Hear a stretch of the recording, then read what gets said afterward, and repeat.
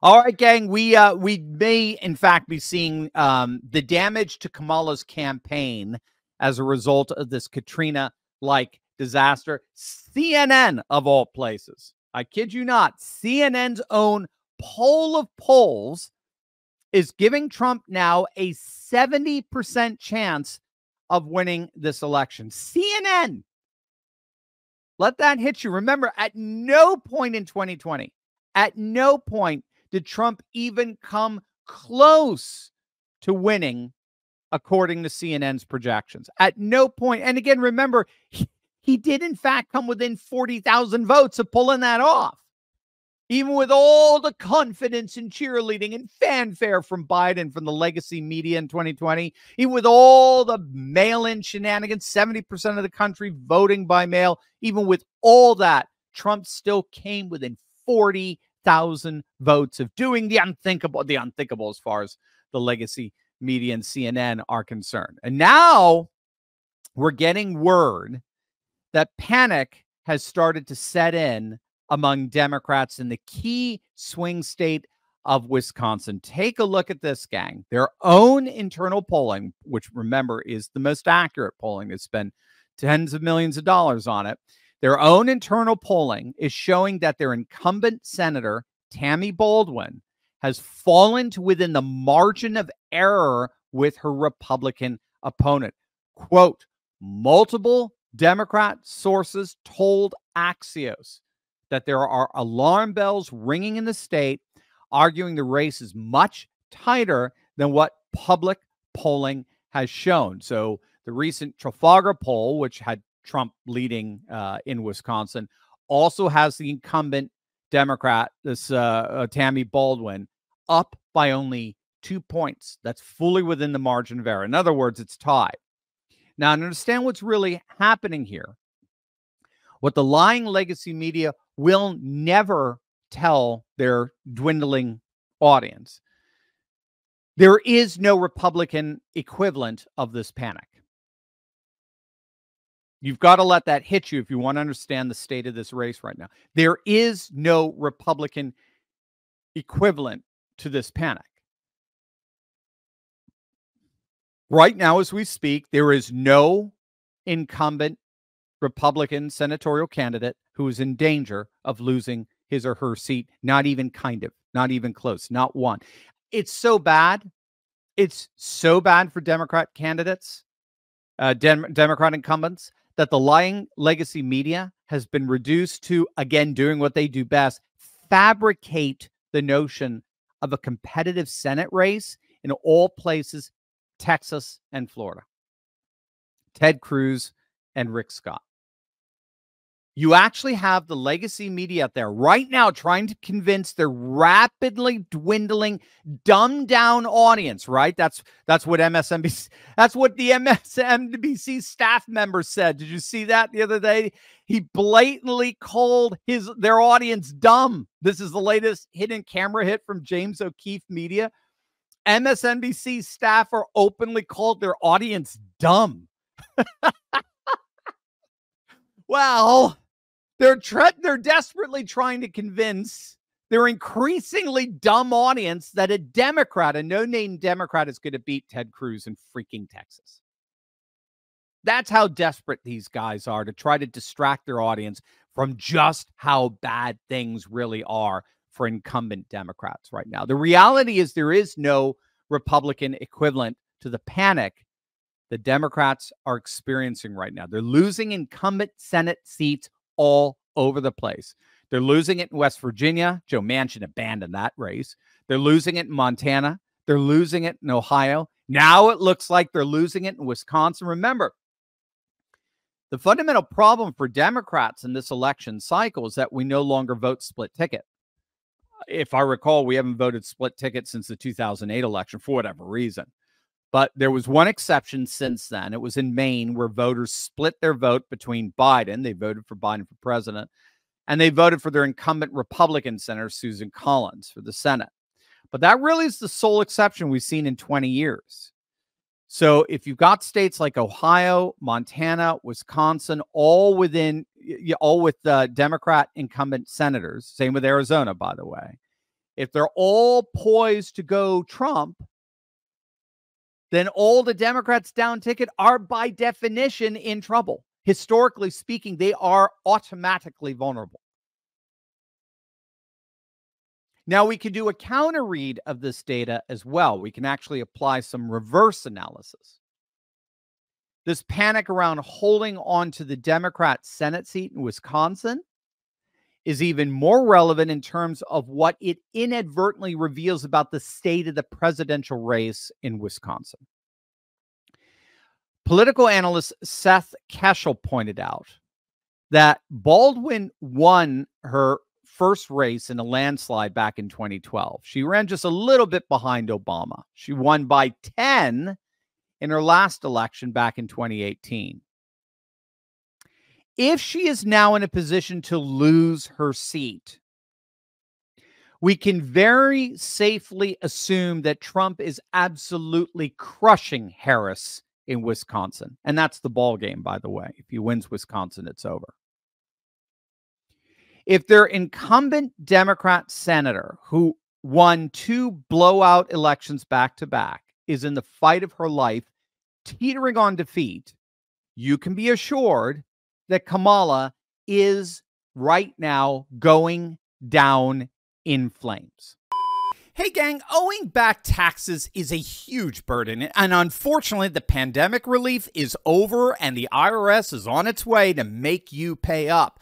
They've hired thousands of new agents and sent over 5 million pay-up letters in 2024 alone. But if you're dealing with this mess, I want to connect you with a real, tangible solution. Don't give up your rights or deal with them alone. The IRS is obviously not your friend. Let Tax Network USA, a trusted tax relief firm, save you the time and money you deserve to keep. They've saved Americans over $1 billion in back taxes and have the skills needed to secure you the best possible deal. From a few thousand to $10 million, business to personal taxes, let Tax Network USA restore your good standing so you can strengthen your financial foundation. When your situation is secure, you become the pillar of strength our nation needs. Call 1-800-245-6000 for a private free consultation or visit tnusa.com/Turley. The hard part here is that Wisconsin is a very hard state to poll. Rich Barris always talks about this. It's perhaps the single hardest state to poll, largely because of it has a very dense rural population who simply don't respond to the polls, but they come out to vote. And so the polling tends not to be very predictive of how the election turns out. Remember, one of the pollsters had Biden up by 17 the week before the 2020 election. 17. He ended up winning the state by 20,000 votes. It came down to literally 0.1%. And that's the key. That's the key here.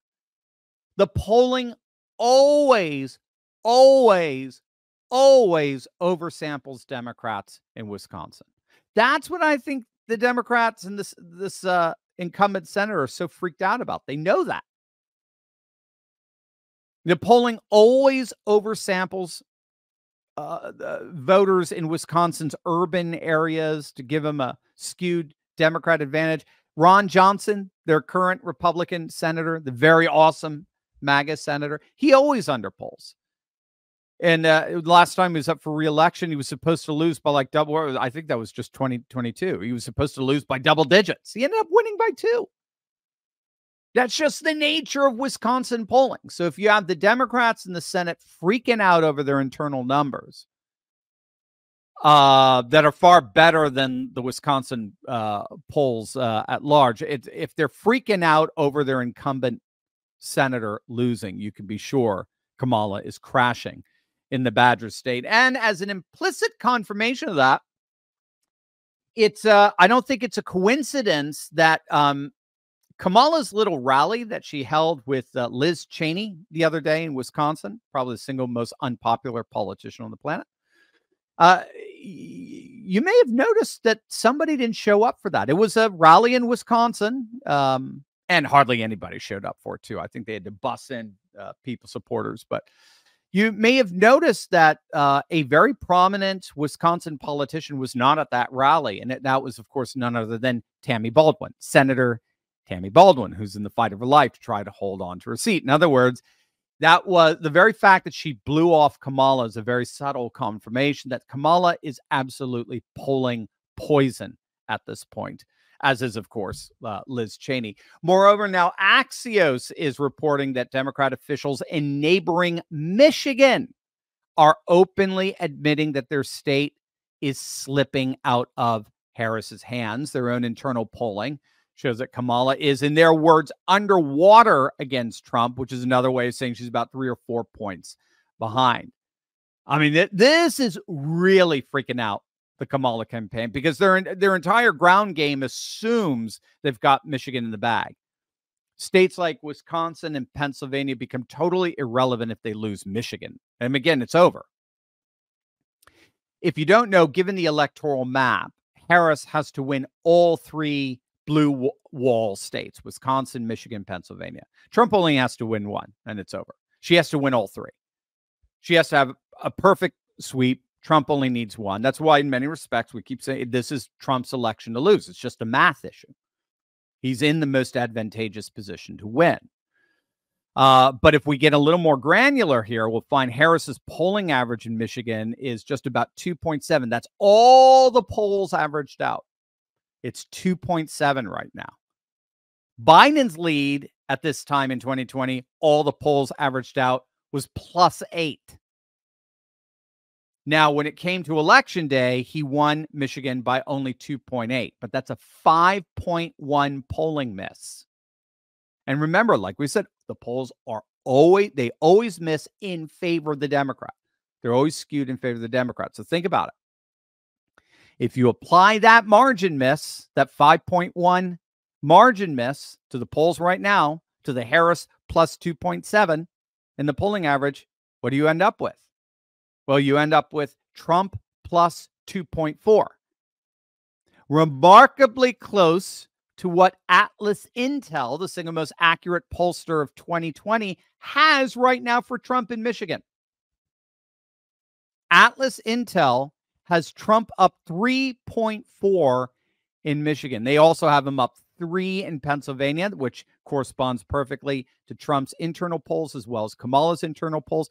Trump is up 3 in his own internal polls. Trump is up 4, apparently, in Kamala's internal polls.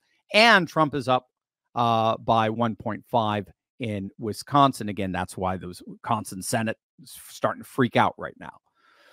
Again, precisely what we're seeing in these Democrat internals that have them all absolutely panicked. So we'll see how Kamala's Katrina continues to impact her campaign.